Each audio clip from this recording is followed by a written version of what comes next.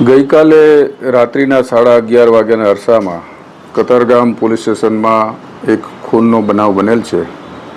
આ કામે હકીકત એ રીતેની છે કે આ કામના ફરિયાદીના શાળા સરોજ દીપક બોહરા કે જે રેલ રાહત કોલોની ગોતાલાવાડી કતારગામ ખાતે રહે છે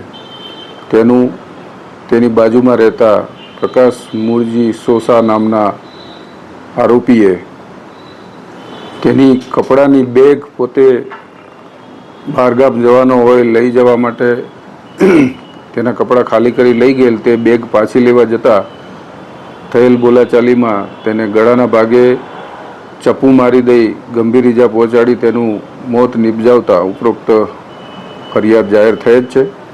જે ફરિયાદ અનુસંધાને કતારગામ પોલીસ સ્ટેશનમાં ખૂનનો ગુનો રજીસ્ટર કરી police inspector Shri B.K. Chaudhary નાઓએ તપાસ હાથ ધરેલ છે અને પોલીસે ખૂબ જ મહેનત કરી ગણતરીના કલાકોમાં આરોપી પ્રકાશ સોસાને પકડી પાડેલ છે અને હાલ આગળની તપાસ ચાલુ છે.